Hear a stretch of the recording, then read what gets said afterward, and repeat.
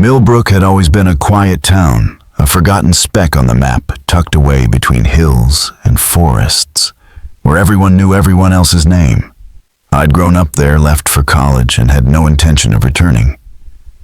But when my grandmother passed away last winter and left me her old Victorian house on Willow Lane, I found myself back in the place I had tried so hard to escape.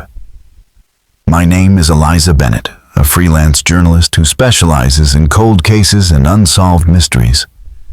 At least that's what I tell people. Truth be told, I hadn't had a proper assignment in months.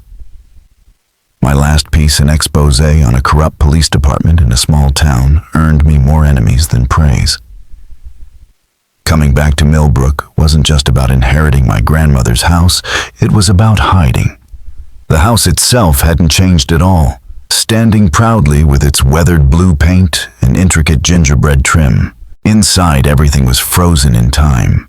The faded floral wallpaper, the antique furniture shrouded in white sheets like ghosts, and the scent of lavender and old books lingering in the air.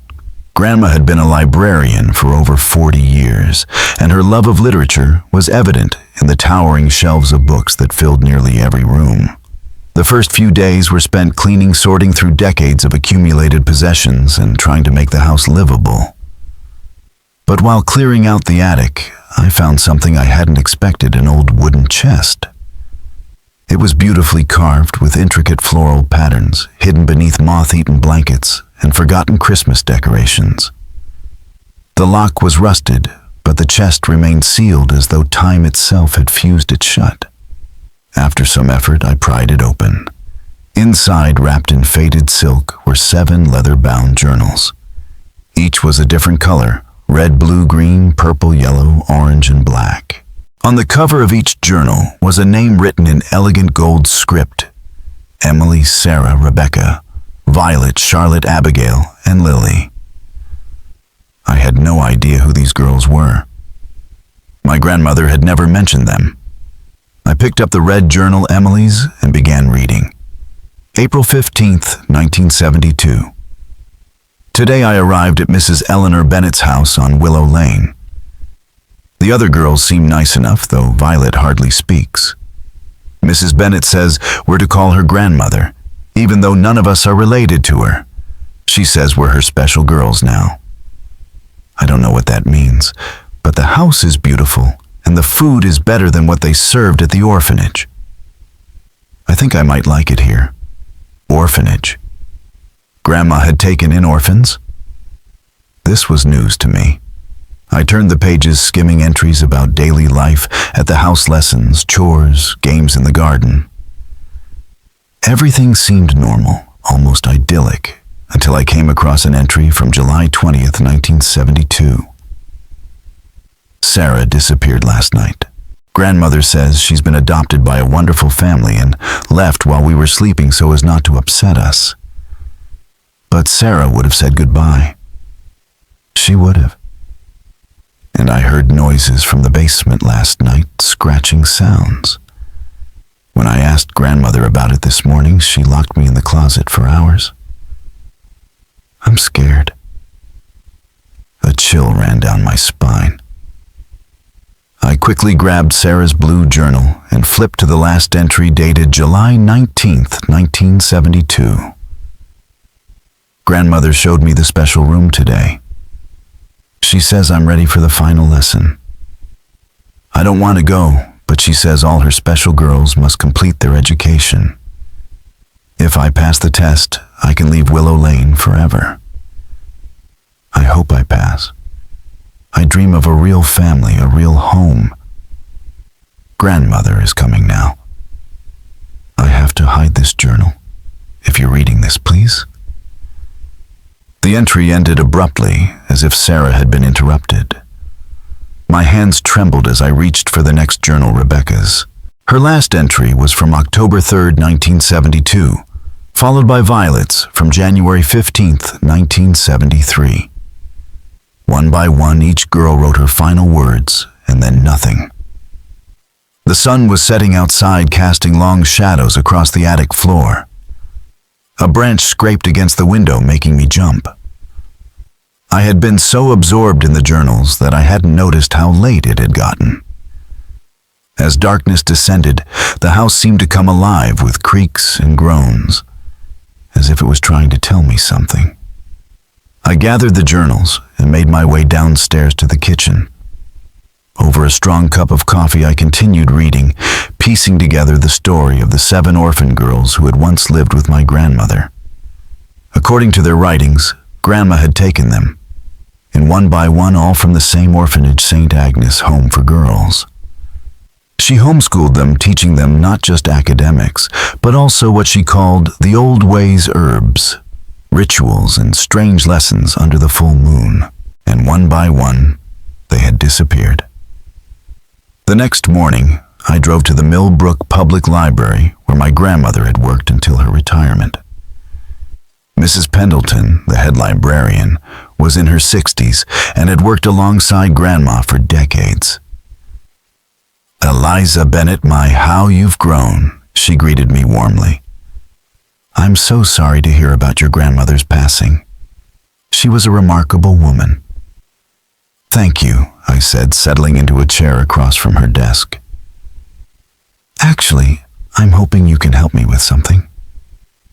I found some journals in the attic belonging to girls who apparently lived with my grandmother in the 70s. Orphans from St. Agnes." Mrs. Pendleton's smile faltered. "Oh, those poor dears." "Yes, your grandmother was quite the philanthropist in her day, taking in those girls when no one else would. Do you remember them, Emily? Sarah, Rebecca, Violet, Charlotte, Abigail, and Lily?" Mrs. Pendleton's eyes darted away, her tone vague. It was a long time ago. "They were troubled girls, if I recall. Difficult backgrounds. Do you know what happened to them?" I asked, my curiosity growing. "Oh, they were adopted," she said quickly, almost too quickly. "Your grandmother helped place them with good families. She had connections, you know. All 7 of them in less than 2 years." "Yes, well, she was very dedicated to finding them." "Proper homes," Mrs. Pendleton added, standing abruptly. "I'm sorry, but I have a meeting to attend. Perhaps we can continue this conversation another time." I knew a brush-off when I heard one, but I pressed on. "Just one more question. Is St. Agnes still operating? I'd like to check their records." "Oh, no, dear. It burned down in 1975. Terrible tragedy. Nothing left but ashes," she said hurriedly before leaving me with more questions than answers. My next stop was the town hall, where I hoped to find adoption records or any official documentation of the girls' placements. The clerk, a young man with a bored expression, seemed puzzled by my request. "Adoptions in the 70s? Those would be in the county records, but you'd need a court order to access those files. Privacy laws and all that." I asked about missing person reports. Were there any filed for young girls during that time period? The clerk looked at me strangely. "You writing a book or something?" he asked. "Just researching family history." I lied smoothly. After some cajoling and a $20 bill slid across the counter, he agreed to check. An hour later, he returned with a single folder. "Nothing on missing girls, but I did find this. Might be related to what you're looking for." Inside was a newspaper clipping from the Millbrook Gazette dated August 1973. "Fire destroys shed on Willow Lane property." A shed on the property of local librarian Eleanor Bennett was destroyed by fire last night. Fire Chief Robert Miller stated that the blaze was likely caused by faulty wiring. "It's fortunate the fire didn't spread to the main house," Miller said. Ms. Bennett was quite shaken by the incident. No injuries were reported. Attached to the clipping was a handwritten note from the responding officer. "Resident claims to have been alone at the time of the fire. No signs of other occupants on the property. Strange symbols found carved into the remaining shed posts. Possible occult connection. Follow-up needed." But there was no indication of any follow-up investigation. By the time I returned to the house, night had fallen again. I couldn't shake the feeling that I was being watched as I walked up the path to the front door. The old Victorian seemed to loom larger in the darkness, its windows like eyes following my every move. Inside, I went straight to my grandmother's study, a room I had been avoiding since my arrival. It still smelled of her perfume, a mix of lavender and something earthier. The walls were lined with books on every subject imaginable. But one section caught my eye, books on folklore, witchcraft, and ancient rituals. I had always known my grandmother had an interest in the occult, but seeing her extensive collection in this new context sent a chill down my spine.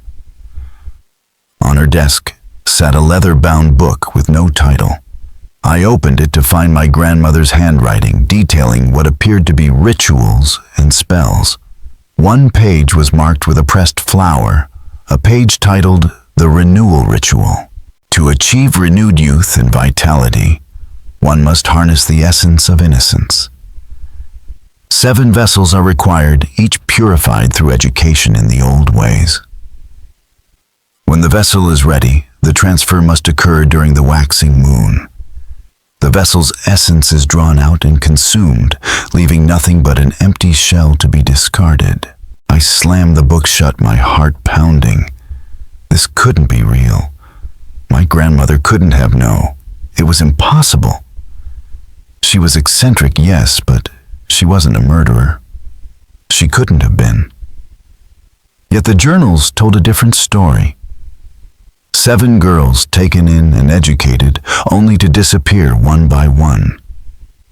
And my grandmother, who had lived into her 90s, with the energy and appearance of someone much younger, despite being born in 1910, I needed to find proof one way or another. The journals mentioned a special room where the final lesson took place. I needed to find that room. I started in the basement, a place I had avoided during my cleaning. It was damp and musty, filled with old furniture and boxes. Nothing seemed out of the ordinary until I noticed the stone wall on the far side didn't quite match the rest. The mortar was newer, less weathered. I pressed against the wall, feeling for any give. To my surprise, a section moved inward when I applied pressure, a hidden door. My heart raced as I pushed harder, revealing a narrow passageway beyond. With trembling hands, I turned on my phone's flashlight and stepped through. The passage led to a small circular room with a dirt floor. In the center was a stone altar, its surface stained dark. Around it, 7 wooden posts formed a circle, each carved with strange symbols. The same symbols mentioned in the police report about the shed fire. This wasn't a shed that had burned, it was something else entirely, something my grandmother had rebuilt in secret. On the altar lay a small ornate dagger and a leather-bound book similar to the one in the study. This one, however, contained names and dates. 7 names I recognized, along with dates that corresponded to their disappearances. Next to each name was a single word completed. I felt sick. This was really happening. My grandmother, the woman who had baked me cookies and taught me to read, had been kidnapping and murdering young girls for some twisted ritual. As I turned to leave, my flashlight illuminated something I had missed. A wooden chest in the corner, identical to the one I had found in the attic. With dread pooling in my stomach, I approached it. Unlike the attic chest, this one opened easily. Inside were 7 small cloth dolls, each with a lock of hair tied around its neck, a different color for each girl, blonde, red, black, brown. And beneath the dolls was something that made my blood freeze. Human bones small enough to belong to children. I scrambled backward, dropping my phone in my haste as I fumbled in the darkness. My hand brushed something soft, decaying fabric buried in the dirt floor. I screamed and ran, not stopping until I was out of the basement and at the front door, gasping for air. I needed to call the police. This was evidence of multiple murders. But as I reached for my phone, which I'd managed to grab before fleeing, I hesitated. The murders, if that's what they were, had happened over 50 years ago. My grandmother was dead. What would dredging up this horror accomplish now, other than destroying her memory and scandalizing the town? No, that was wrong thinking. Those girls deserved justice even decades later. Their families deserved to know what had happened to them. I was about to dial when there was a knock at the door. Through the peephole, I saw Mrs. Pendleton from the library, her face grim in the porch light. "Eliza, I know you're in there. We need to talk." Against my better judgment, I opened the door. "You've been asking questions," she said without preamble. "You found the journals?" "How do you know about the journals?" I demanded. "Because I helped your grandmother hide them. After what happened with Lily, we agreed it was best if nobody ever knew." I stepped back, allowing her to enter. "You knew. All this time you knew what she did to those girls." Mrs. Pendleton sighed heavily, sinking into an armchair. "You don't understand. None of it was supposed to happen that way. The ritual was supposed to be symbolic, a transfer of youth and vitality through meditation and connection. Your grandmother learned it from her own grandmother, who practiced it with willing participants. But something went wrong with Emily, the first girl. The transfer became literal," I said flatly. "She killed them for some sick ritual to make herself younger." Mrs. Pendleton nodded, her eyes filled with sadness. "She didn't mean to, but yes, after Emily, she found she couldn't stop. The effects were temporary, you see. She needed to complete the ritual again and again. And you helped her cover it up?" I asked, my voice trembling. "I loved her," Mrs. Pendleton whispered. "We all did. Eleanor was the heart of this town. She protected us, guided us. The things she could do, the healing, the blessings. We needed her. A cult. My grandmother had been the leader of a cult right here in picturesque Millbrook. "Why are you telling me this now?" I demanded. Mrs. Pendleton's eyes locked onto mine, and for a brief moment I saw something ancient and hungry lurking in them. "Because the cycle needs to continue. Eleanor chose you as her successor. Why do you think she left you the house?" she continued. "Everything is prepared. The new girls are waiting." "New girls?" I asked, my voice shaking. "What are you talking about?" "St. Agnes was rebuilt under a different name, the Sunshine Home for Girls. 7 new vessels ready for their education." I backed away, reaching for my phone. "You're insane. I'm calling the police." Mrs. Pendleton smiled a terrible, knowing smile. "The police chief is one of us, dear. So is the mayor, the school principal, and most of the town council. We've been waiting for you. Eleanor promised you would come." "I'm nothing like her," I said, my hands trembling. "I won't do this. You already are like her." Mrs. Pendleton said, her voice a low whisper. "Haven't you noticed the headaches, the vivid dreams, the intuition that's become almost like mind reading?" My mind raced. I'd been having headaches and strange dreams since arriving in Millbrook. I thought it was stress, the dust, the strange energy in the old house. But what if... No, this was madness. I wouldn't let them manipulate me. "Get out," I said, my voice shaking. Mrs. Pendleton straightened her cardigan and smiled. "Think about it, Eliza. The power to heal, to know things beyond normal perception, to live far beyond a normal lifespan. All you have to do is continue what Eleanor started." After she left, I locked every door and window in the house. Then I went back to the journals, reading each entry carefully, looking for anything that might help me understand what I was dealing with. The girls had documented strange lessons, rituals under the full moon teas that made them see visions and increasingly disturbing behavior from my grandmother as each girl disappeared. The last journal, Lily's black journal, contained the most detailed account. June 10th, 1973. I know what happened to the others now. I found the hidden room while grandmother was in town. The altar, the symbols, the dolls with their hair. I understand why she chooses orphans. No one looks for us. No one questions when we disappear, but I won't be next. I've been pretending to drink the tea, storing herbs, and making my own protective charms in secret. I think the others tried to fight too, but they didn't know what they were fighting. I do. I've been studying grandmother's books when she's asleep. I know the counterspell. Tonight during the new moon, I'll perform it. If you're reading this and I'm gone, know that I tried to stop her. Look for my sign. I've hidden evidence where only someone like us would think to look someone like us. What did that mean? And what sign had Lily left? I spent the next day searching the house, ignoring knocks at the door and calls from various townspeople inviting me to dinners, events, welcome parties. I knew what they really wanted now. It was in the garden that I finally found something. Behind the rose bushes, partially covered by years of growth, was a small stone marker. Carved into it was a lily. Lily's sign. I dug around it and uncovered a metal box. Inside was a small diary newer than the journals I had found, and a vial of dried herbs. The diary belonged to my grandmother, with entries spanning from 1973 to just before her death. I flipped to the first entry, June 11th, 1973. Lily is gone, but not in the way the others went. She attempted a counterspell during the ritual. There was an explosion of energy that destroyed the shed and nearly killed me.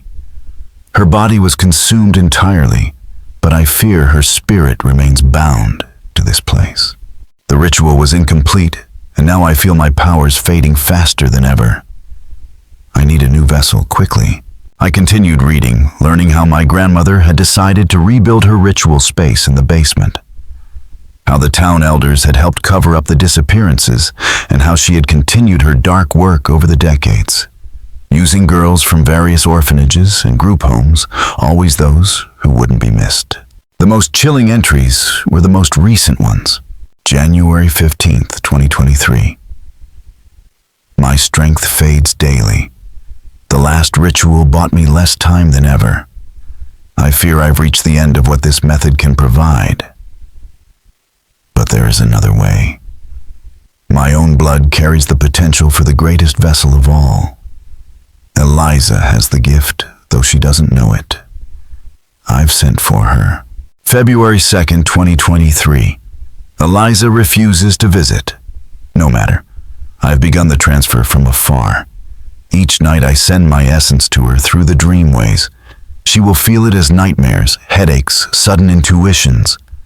By the time she realizes what's happening, it will be too late. When I die, she will be drawn here irresistibly. The house will call to her, and the cycle will begin anew. My grandmother had been feeding off vulnerable girls for decades to extend her life. And now she had set me up to continue her legacy, already beginning the process of transferring her power to me without my knowledge or consent. The diary's final entry, dated just a week before her death, read, "The preparations are complete. The new girls are chosen. The town will guide Eliza when I am gone. And if she resists, well, there are ways to convince even the most stubborn minds. After all, the hunger will grow in her, just as it grew in me. She will feed or she will wither. Those are the only choices." That night, I couldn't sleep. Every creak of the old house made me jump. The headache that had been my constant companion since arriving in Millbrook had intensified to a sharp, stabbing pain behind my eyes. And I was hungry, ravenously, inexplicably hungry. Though nothing in the kitchen appealed to me, it was nearing midnight when I heard it. Soft singing coming from the garden. A child's voice, sweet and clear in the darkness. I went to the window and looked out. In the moonlight stood a young girl, perhaps 12 years old, with long dark hair. She wore an old-fashioned dress and was singing a lullaby as she picked flowers.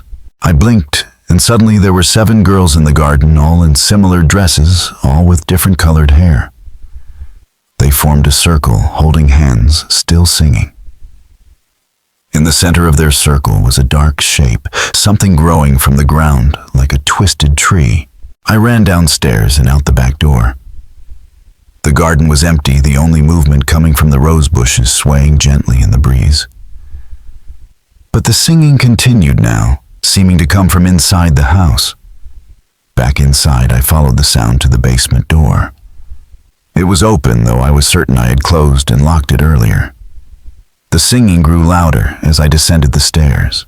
The hidden door to the ritual room stood wide open, light spilling out from within. Inside, the 7 girls stood in a circle around the altar. Upon closer inspection, I could see they weren't fully solid.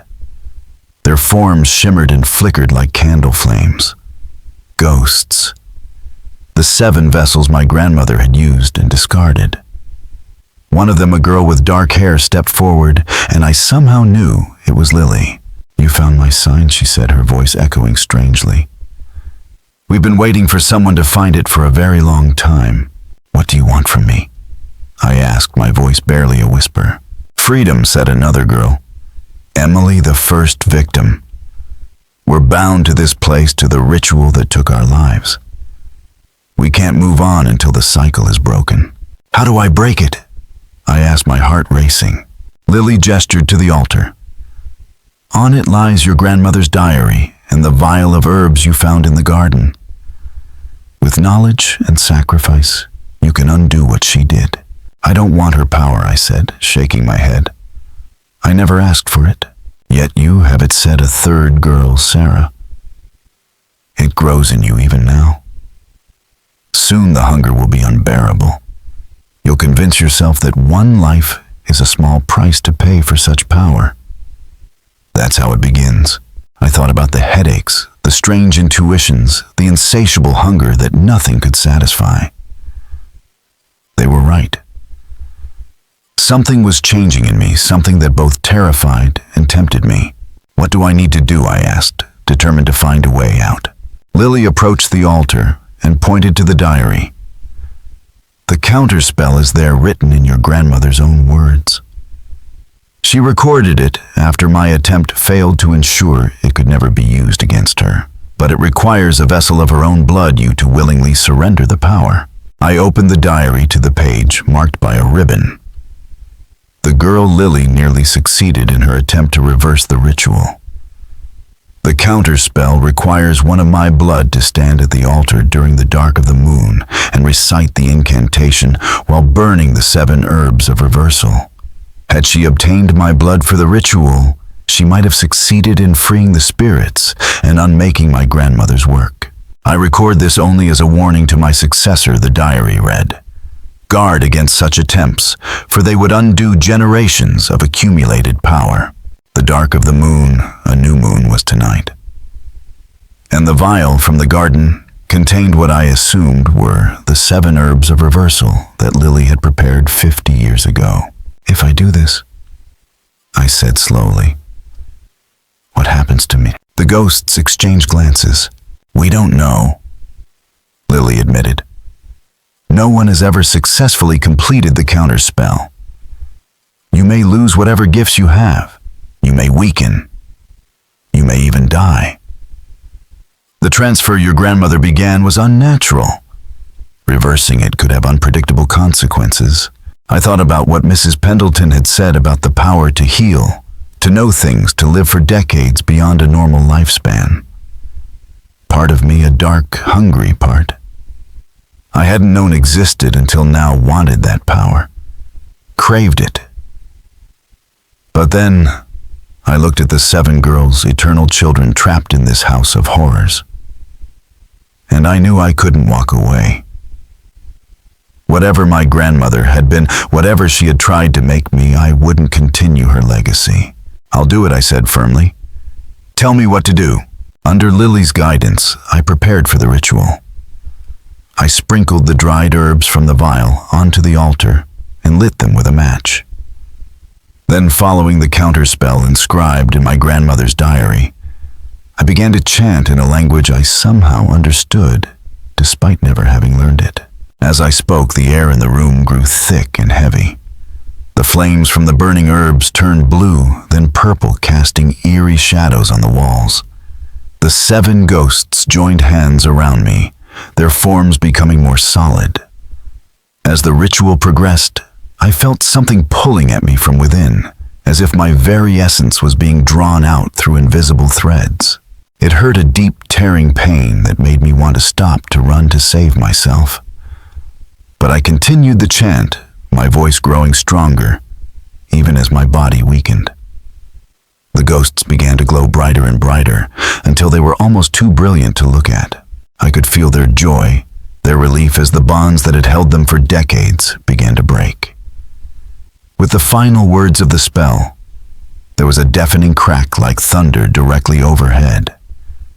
The blue flames shot upward, engulfing me in cold fire that didn't burn. I felt something tear free from deep inside me. My grandmother's power, her essence, whatever dark gift she had tried to pass on to me. The world went white, then black. I woke to sunlight streaming through the basement windows.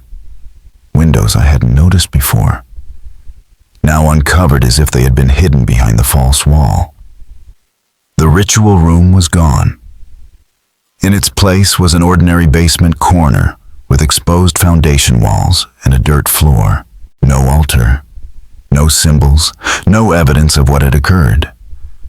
But in the dirt were 7 small indentations, as if 7 small bodies had lain there and recently been removed. I climbed the stairs on shaky legs, feeling both hollowed out and somehow lighter than before. The headache that had plagued me was gone, as was the strange hunger. I felt normal. Human. Outside the garden was in full bloom, more vibrant than it had been the day before. 7 different flowers had sprung up overnight where nothing had grown before: roses, lilies, violets, daisies, pansies, tulips, and daffodils. I knew without being told that the girls were truly free, now their spirits released from their decades-long imprisonment. But my work wasn't done. There were still the new girls Mrs. Pendleton had mentioned. 7 more potential victims at the renamed orphanage. And there was a town full of people who had protected my grandmother, who had expected me to continue her dark legacy. I packed a bag, gathered the journals and my grandmother's diary as evidence, and loaded everything into my car. Before leaving, I took one last look at the old Victorian house on Willow Lane. In the morning light, it seemed smaller somehow, less imposing, just an old house with too many secrets. As I drove toward the police station in the next county over, I thought about the choice I had made. I had given up power immortality abilities beyond normal human capacity, but I had gained something more important: my humanity, my soul, myself. The journals of 7 lost girls had led me to a truth I never could have imagined. My grandmother had been a monster hiding behind a benevolent facade, and the town of Millbrook had been her accomplice, sacrificing vulnerable children to keep their protectors strong.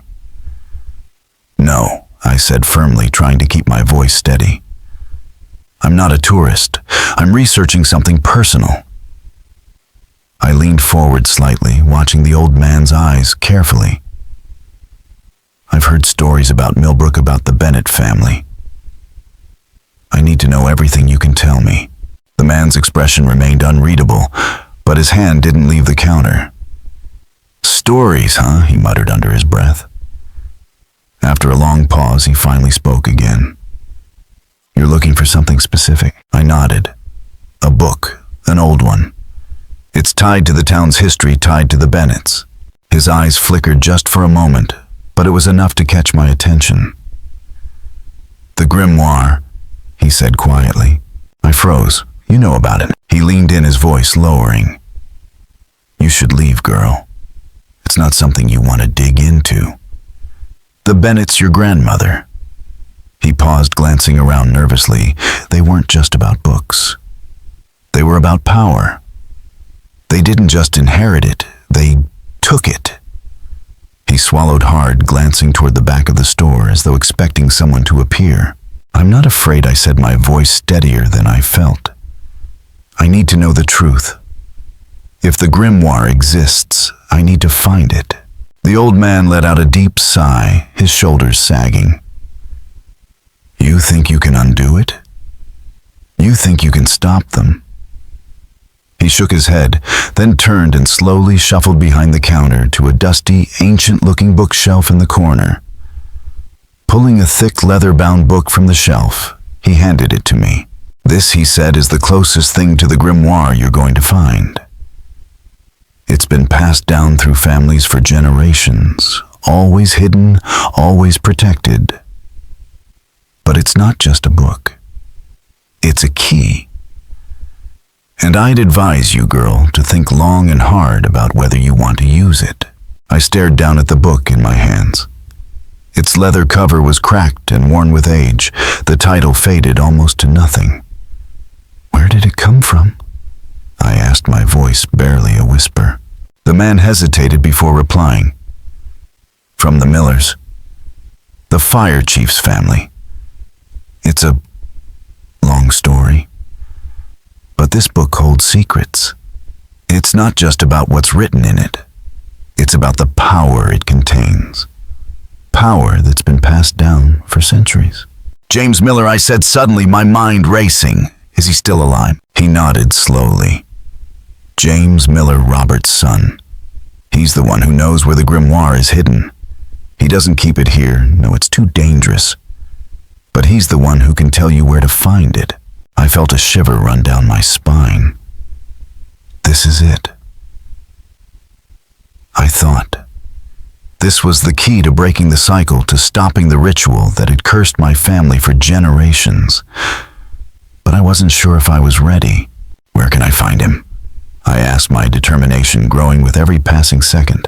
The old man hesitated, then scribbled an address on a scrap of paper. "He runs a small farm on the outskirts of town. But be careful. He's not someone you can trust easily. People who know too much about the grimoire don't like to share it." I thanked him, paid for the book, and left the store. As I stepped back onto the street, I felt the weight of what lay ahead. The road to finding James Miller was fraught with danger, and I wasn't sure how much longer I could stay one step ahead of the people who wanted to drag me back into their darkness. But I knew one thing for sure: I couldn't stop now. The grimoire held the power to end it all, to sever the ties between my family and the curse that had haunted it for generations. I had to find it. The next morning, I drove to the address the old man had given me. The farm was isolated, surrounded by thick woods. It looked abandoned, the house in disrepair. But as I approached, I saw a figure standing on the porch. James Miller. He looked older than I expected, his hair graying, his face lined with age and worry. He studied me with the sharp eyes of someone who had seen too much. "I'm Eliza Bennett," I said, standing still, my heart pounding. "I need your help. I need to find the grimoire." His gaze flickered over me, and for a moment I thought he might turn me away. But then, with a heavy sigh, he stepped down from the porch and motioned for me to follow. "You've come too far to turn back now," he said quietly. "But know this, Eliza, the grimoire doesn't give its power willingly. If you want it, be prepared for what comes next." As I followed him into the house, I couldn't shake the feeling that I was walking into the heart of something much darker than I could ever imagine. But it was too late to turn back. I was already part of the story, and I had to see it through to the end. The world around me blurred and warped as I descended deeper, slipping through the layers of reality. I couldn't describe it. There were no boundaries, no clear sense of space or time. It was as if the very fabric of existence was unraveling, and I was being pulled into an endless sea of possibilities. The golden key, warm in my hand, was my only anchor, the sole connection I had to the waking world and to my purpose here in the dreamways. I reached out with my senses, trying to grasp anything solid in this fluid, formless space. There was a sense of presence, an overwhelming weight that pushed against me. A voice, distant and soft, whispered through the darkness. "You're here." I spun toward the sound.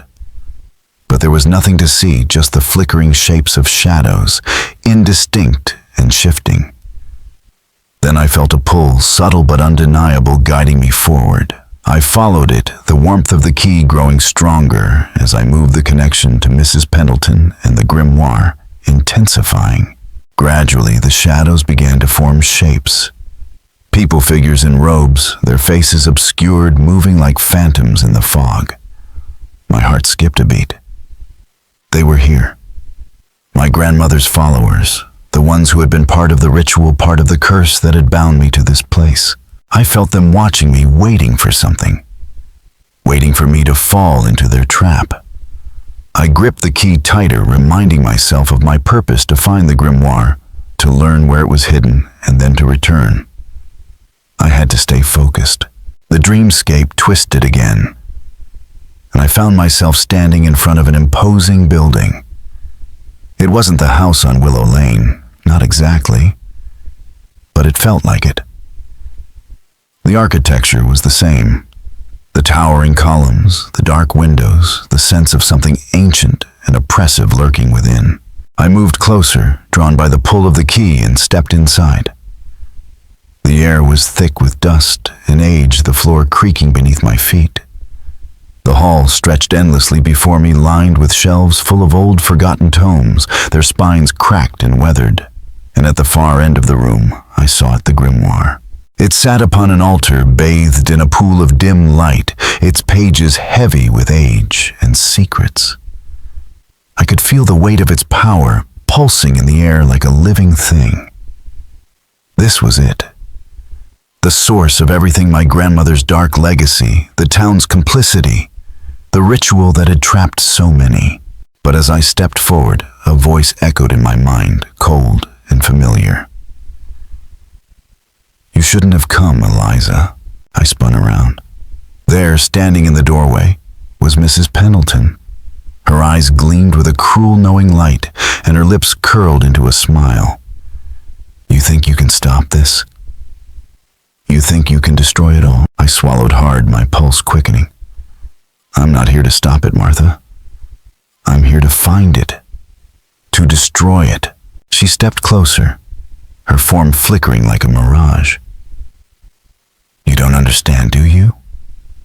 You can't destroy what's already been written. It's in your blood now. It's in your soul. The grimoire can't be destroyed. Not by you, not by anyone." I wanted to scream, to push her away, but the words stuck in my throat. She was right. The power was within me. I could feel it twisting inside me, pulling me toward the grimoire. The ritual had already begun, whether I wanted it to or not. But then something shifted. The golden key in my hand burned hotter, its warmth searing through me. And with that heat came clarity. The key wasn't just a connection. It was the key to breaking the cycle, the final piece of the puzzle. "Maybe you're right," I said, my voice steadying. "Maybe I can't destroy the grimoire, but I can make sure it's never used again." Mrs. Pendleton's smile faltered for a moment, a flicker of uncertainty in her eyes. "You can't," she whispered, but there was a tremor in her voice now. "You're one of us. You'll always be one of us." With that, I stepped forward, placing the key into the grimoire's lock. It clicked open, the heavy pages unfolding on their own, as if welcoming me. I wasn't sure what would happen next, but I knew one thing for certain: I wasn't going to let them win. The room around me began to tremble, the air thick with power, and as I opened the book, I felt the weight of the ritual trying to pull me under. But I fought it, focusing on the key, focusing on my connection to the dreamscape. And then, as I recited the words I'd found in my grandmother's diary, the world around me shattered. I woke with a jolt, the sunlight streaming through the window casting a golden glow over the room. I was back in the small, quiet motel room, the key still clutched in my hand. But something was different. The oppressive feeling that had followed me for so long was gone. The connection to the ritual had been severed. I didn't know what would happen next. But I knew the cycle was broken. The grimoire's power had been neutralized, its secrets lost to time, and I was free. But as I left the motel and made my way toward Millbrook, I couldn't shake the feeling that the town wasn't done with me yet. The ritual had been interrupted, but there were always more stories to tell, more secrets to uncover. And as long as there was a Bennett alive, the cycle would never be truly broken. But for now, I had done what I set out to do. I had found the grimoire, freed the spirits, and stopped the ritual that had cursed my family for generations. And that, I thought as I drove away, was enough. The figure of my grandmother smiled cruelly, her eyes gleaming with the same cold certainty that had once governed her life. "You finally understand, Eliza," she said, her voice dripping with disdain. "The power is not something you can simply cast aside. It's woven into your very blood, into the very essence of the Bennett line. You can no more escape it than you can escape yourself." I felt the weight of her words settle in my chest, heavy and suffocating. The hunger that had been growing inside me, the subtle pull I had fought against, now felt much closer to the surface. My hands, still glowing with that same golden light, trembled. She was right. The power was there deep within me, calling to me, promising me eternity, strength, everything I had ever wanted. But I also remembered the 7 girls, their lives stolen, their souls bound forever to this ritual. Lily's face, her voice warning me that this path would consume me as it had consumed them. The power my grandmother spoke of wasn't just a gift. It was a curse, one that fed on innocence and destroyed everything in its wake. "No," I said again, my voice stronger this time. "I will not be like you. I will not let this cycle continue." My grandmother's smile faded, replaced by a look of unbridled fury. "You cannot break what is already woven into your soul, Eliza. It's inescapable. You are already mine." I turned away from her, refusing to look at the skeletons surrounding the altar, each one a remnant of the innocent lives my grandmother had used for her own selfish gain. The shimmering golden light from the key flared, and I clutched it tighter, focusing all my energy on breaking the connection. I had seen the grimoire. I knew where it was hidden, where the power lay. "This ends now," I whispered to myself, even as I felt the pull of the power inside me grow stronger, more insistent. I closed my eyes and concentrated on the memory of the ritual room, the vivid image of Mrs. Pendleton's hidden study, the pedestal that held the grimoire. I reached out with every ounce of willpower I had, willing myself to return to the waking world, to break free from this nightmarish grip. The dreamscape started to fracture around me like glass shattering. And in a sudden burst of heat and light, I found myself back in the small room above Miller's shop. My body was drenched in sweat, my heart racing as if I had been running for miles. The golden key was still in my hand, but its glow had dimmed, and the overwhelming sense of power that had surged through me had faded. It was gone for now. But I knew this wasn't over. The cycle had been interrupted, but not destroyed. The power would try to return, it always did. I took a deep breath, steadying myself. The first step was done. I had found the grimoire, I had seen where it was hidden, and I knew who held it now. But there was still so much to do. Miller's words echoed in my mind. "Once you know its location, we can plan how to retrieve it physically." That was the next step. I needed to get the grimoire, destroy it, and put an end to this once and for all. But the path ahead would be treacherous, and time was running out. Mrs. Pendleton would be expecting me. The sound of the silver bell Miller had given me sat heavy in the silence, its promise of safety, and the dreamways still fresh in my mind. But it wasn't just about surviving the dreamways. It was about surviving what came next, about stopping a power that had stretched across generations and could not be ignored any longer. I stood up, moving toward the window, my gaze fixed on the town of Millbrook in the distance. The truth was, as long as I had the key, as long as I had the power that had been passed down through my family, I would always be connected to it. But I had a choice now. A choice to stop it, and I would stop it. As I turned back to face the room, I knew there was only one way forward. I had to destroy the grimoire, and with it the legacy of my grandmother's twisted rituals. But I couldn't do it alone. I would need help, real help. And that meant returning to Millbrook, facing the town, and confronting Mrs. Pendleton before she could start the cycle again. I packed my things, preparing for the journey ahead. But as I gathered my belongings, I felt the familiar weight of the golden key in my hand. The key that had led me through the dreamways, the key that had shown me the truth. It was a heavy responsibility, one I could no longer ignore.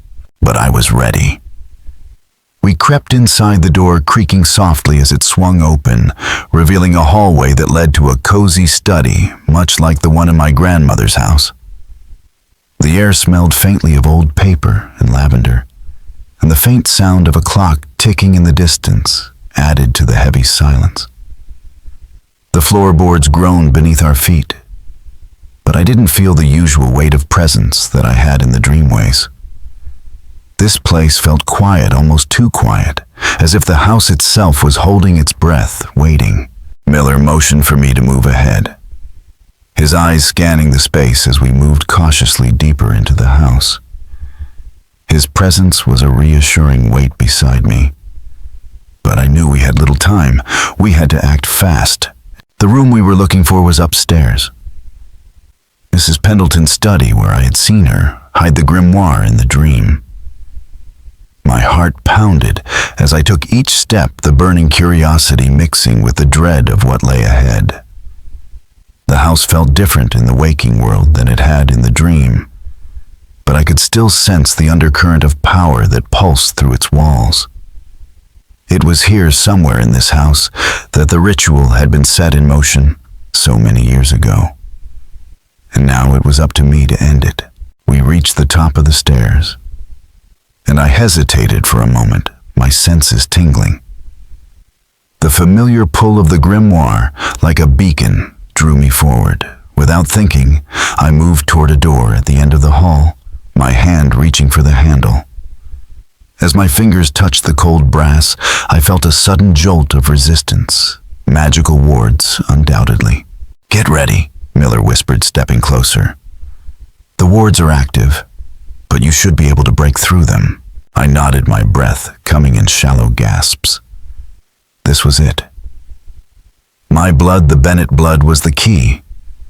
But now, with the ritual's protection waning, I wasn't sure how much longer I could suppress the hunger. But there was no turning back now. I drew on all the resolve I had left, focusing on my purpose, and pushed the door open. Inside the study was dimly lit with shelves upon shelves of books, old tomes stacked in orderly rows. The scent of leather and dust filled the air, mingling with the faintest trace of lavender. It felt so much like my grandmother's study, only now the shadows in the room seemed heavier, laden with secrets.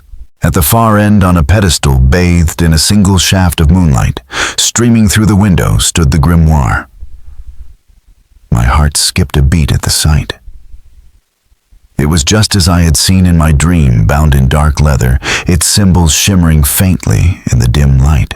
Even now, standing here, I could feel the weight of its power, its malevolent presence pulling at the very fibers of my being. I took a tentative step forward, my hand trembling as I extended it toward the book. But before I could touch it, a cold, familiar voice rang out behind me. "I knew you would come, Eliza." I spun around. Mrs. Pendleton stood in the doorway, her face pale, her eyes gleaming with an unsettling mixture of triumph and pity. Her auburn hair, once a symbol of vitality, now seemed more like a crown of thorns, casting an almost demonic shadow around her. "I thought I'd have more time," she continued, her voice smooth, almost affectionate. "But you've always been a stubborn one, just like your grandmother." I steadied myself, the golden key still clutched tightly in my hand. "I came to end this, Martha. The ritual ends here." She laughed, a soft, eerie sound. "End it? You think you can? You're already part of it, Eliza. You always have been. You can't escape your bloodline. The grimoire chose you just as it chose your grandmother and her mother before her. You don't understand," I said, my voice firm. "I'm not like her. I'm not going to repeat the same mistakes." Mrs. Pendleton's expression hardened. "You think you can destroy the grimoire? You can't even touch it without the hunger overtaking you. You'll become like the others, weak, desperate, hungry for the power it offers. You have no choice." I could feel it now, the gnawing hunger rising inside me, like a dark tide threatening to overwhelm me. But I wasn't going to give in. Not this time. With a steely resolve, I stepped forward, my hand reaching for the grimoire. This time there was no hesitation. The wards recoiled from my touch as the magic within me clashed against theirs. For a moment I felt the power surge through me, the temptation to take it all, to feed, to claim this legacy for myself. But then I remembered Lily's face. The 7 girls, their lives stolen, their spirits still bound to the cycle. I couldn't let it continue. I pressed my hand to the book, willing it to release its grip on me. The hunger roared in my chest, but I focused, forcing it back. Mrs. Pendleton's face twisted in disbelief. "You can't," she said, voice faltering. "You're one of us." "Not anymore," I said firmly, the words echoing through the room.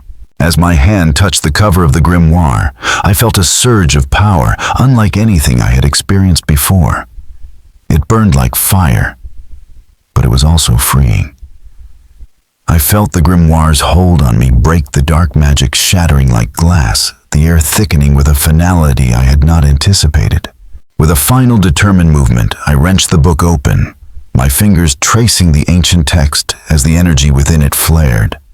The grimoire's power pulsed one last time before it crumbled to dust, and my hands vanishing like smoke in the wind. Mrs. Pendleton's eyes widened in horror, her mouth opening as if to speak, but no words came. The magical barrier around the house began to fade, the air growing still. And just like that, the weight that had burdened me for so long was gone. "I've ended it," I said quietly, staring at the empty pedestal where the grimoire had once stood. For the first time in my life, I felt the hunger within me fade completely. I had chosen to break the cycle, to sever the chain that had bound my family for generations. Behind me, Miller spoke softly. "It's over, Eliza." I turned to him, the quiet realization sinking in. The grimoire was gone. The power was gone. The legacy was no more, and I was finally free. But as I looked back at the empty study, I couldn't help but feel the faintest whisper on the wind, as though the town of Millbrook and everything it held was watching, waiting. But whatever came next, I knew one thing: I would face it as myself. No more legacy, no more bloodline, just Eliza. The door itself was locked with a conventional deadbolt, which Miller picked with practiced ease. Inside the house was dim and smelled of herbs and old books, a scent remarkably similar to my grandmother's house. We moved silently through the kitchen and into a hallway lined with photographs. I paused, recognizing one face among the many, my grandmother looking much younger, arm in arm, with a young Martha Pendleton. "This way," I whispered, leading Miller toward what I knew was the study. The layout matched my dream vision perfectly, right down to the arrangement of furniture and the specific bookshelf that concealed the hidden room. I approached the shelf, running my fingers along its edge until I found the hidden switch, a small knot in the wood depressed under pressure. There was a soft click, and the shelf swung outward, revealing the hidden room beyond. Just as in my vision, a pedestal stood in the center of the small space, and on it lay the grimoire. Up close, I could see that what I had taken for leather was actually something else, something that made my stomach turn. The book was bound in human skin, the cover a patchwork of different tones stitched together with what looked like hair. 7 skins, Miller murmured from behind me. 1 from each generation's first victim. The hunger stirred within me at the sight of the book, a yearning to possess it, to open it, to absorb its dark knowledge. But the Miller blood now mingled with mine, kept the feeling at bay like watching a storm from behind thick glass. "How do we destroy it?" I asked, not daring to touch it yet. Miller reached into his pocket and produced a small vial of clear liquid. Holy water blessed by 7 different faiths. And this he handed me a silver dagger with strange symbols etched into the blade. "It needs to be stabbed through the center and doused with the water, then burned. All by your hand." I took a deep breath, steeling myself. Here goes nothing. As I reached for the grimoire, the air in the room seemed to thicken. A low humming filled my ears, and the hunger within me surged against its bonds, demanding that I stop, that I embrace the book rather than destroy it. For a moment, my hand froze inches from the cover. Eliza Miller said urgently, "Remember why you're here. Remember the 7 girls. Remember Lily." Lily's face flashed in my mind, her hope, her trust, her sacrifice. With a surge of determination, I grabbed the grimoire. The moment my fingers touched the cover, pain shot up my arm, a burning sensation that felt like acid in my veins. The book seemed to writhe beneath my grasp, as if alive and fighting against me. But I held on, lifting it from the pedestal. "Now," Miller urged, "do it now." With my other hand, I raised the silver dagger and plunged it through the center of the grimoire. The book let out a sound like a scream, high and inhuman. Black liquid that looked like blood oozed from the wound, smoking where it touched the silver blade. Miller unstopped the vial of holy water and handed it to me. I poured it over the grimoire, my hands, and the dagger. The screaming intensified and the book began to smolder, the human skin binding, blistering, and peeling away. "Fire!" I gasped, the pain in my arm now spreading to my chest, making it hard to breathe. Miller produced a lighter and flicked it to life. I held the grimoire over the flame, and it caught immediately, burning with unnatural intensity. The flame shifted between colors, black, green, purple, blue. As the grimoire burned, I felt something break inside me. A connection, severing, a presence withdrawing. The hunger that had been growing since I arrived in Millbrook abruptly vanished, leaving me feeling lighter, cleaner. The book crumbled to ash in my hands, the silver dagger clattering to the floor. Its blade melted and twisted. The ashes continued to burn, even after the book was completely consumed, until nothing remained but a fine gray powder. "Is it done?" I asked, my voice faint. Miller nodded, his face pale but relieved. "It's done. The grimoire is destroyed, and with it the foundation of the Bennett legacy." We didn't linger. After collecting the dagger and sweeping the ashes into a small bag, we left the house as quietly as we had entered. Outside, the world seemed brighter somehow. The colors more vivid, the air cleaner. I felt like I was truly seeing Millbrook for the first time. Not as a place of hidden horrors, but just a small town, ordinary and unremarkable. But our work wasn't finished. There was still the matter of the new girl in Mrs. Pendleton's custody and the 7 generations of victims whose stories deserved to be told. We separated again, Miller returning to his shop while I made my way to the Sunshine Home for Girls. A modern building on the outskirts of town that didn't look abandoned at all, despite what the police had told me. Children played in a fenced yard under the watchful eye of caretakers. Among them, I spotted a girl with long, dark hair, the same girl I had seen through the window of my grandmother's house. I approached the fence, catching her eye. She came over curious but wary. "Hello," I said softly. "My name is Eliza. What's yours?" "Meline," she replied. "Meline?" I smiled gently.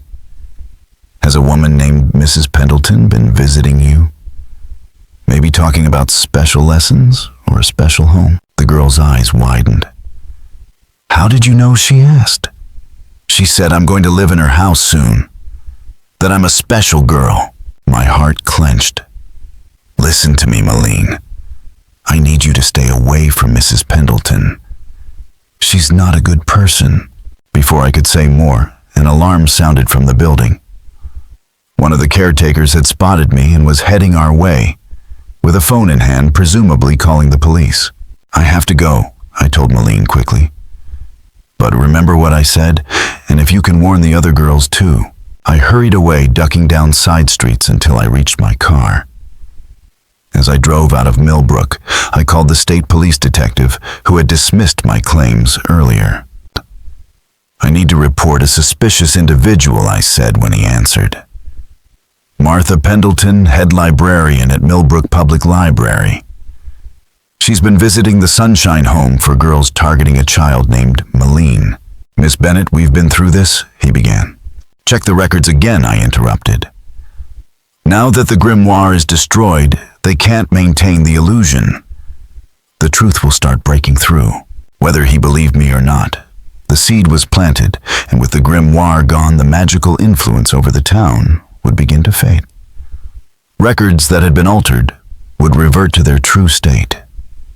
Memories that had been suppressed would resurface. The truth about the missing daughters of Millbrook would finally come to light." I met Miller one last time at a diner outside of town. We completed the ritual to sever our temporary bond, another simple ceremony, involving the untying of knots and a formal declaration of separation. "What will happen now?" I asked as we sat over coffee afterward. "To Mrs. Pendleton and the others who were involved. Without the grimoire, their power will fade. Not overnight. They've been practicing for decades, and some magic will linger, but they won't be able to perform the rituals that gave them their unnatural longevity. They'll start aging normally, and eventually justice will catch up to them." "And the Bennett legacy?" I asked hesitantly. "The magical lineage, yes. The grimoire was its source. But you're still a Bennett, Eliza. You still have a choice about what kind of legacy you want to create." I thought about the 7 journals miraculously unharmed in my car despite the alleged fire at my grandmother's house. 7 voices that deserved to be heard. 7 stories that needed to be told. "I know exactly what kind of legacy I want to create," I said decisively. 1 year later, my book was published. The Missing Daughters of Millbrook. A journalist's investigation into 7 forgotten lives. It told the story of Emily, Sarah, Rebecca, Violet, Charlotte, Abigail, and Lily, not as victims, but as brave young women who had fought against a darkness they barely understood.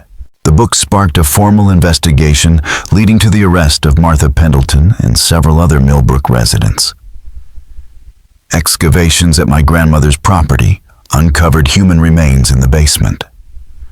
7 small skeletons finally receiving proper burials after decades hidden in the darkness. The Sunshine Home for Girls was shut down. Its residents transferred to better facilities with proper oversight. Meline sent me a letter thanking me for warning her, telling me she was happy in her new home with a foster family that truly cared for her. As for me, I kept the old Victorian house on Willow Lane, but I didn't live there. Instead, I had it converted into a community center for at-risk youth, a place of learning and healing rather than secrecy and suffering. A place where the legacy of the Bennett name could finally be something good. I still have nightmares sometimes. Dreams of my grandmother's face of the grimoire, of 7 small ghosts dancing in a circle. But they're just dreams now, with no power to harm or control me. No one questioned the daughters' disappearances for 50 years, but I found their journals. And through them, I found the truth. I found my own power. Not in dark rituals or extended life, but in bringing light to hidden places. In giving voice to the silenced. In choosing a different path than the one laid out for me by blood and history. Some legacies are meant to be broken. Some cycles need to end. And sometimes the most important story is the one that almost went untold. My name is Eliza Bennett, and this is how I rewrote my family story. Not with magic, but with truth. The truth about 7 missing daughters, a grimoire bound in human skin, and a small town that kept its secrets for far too long.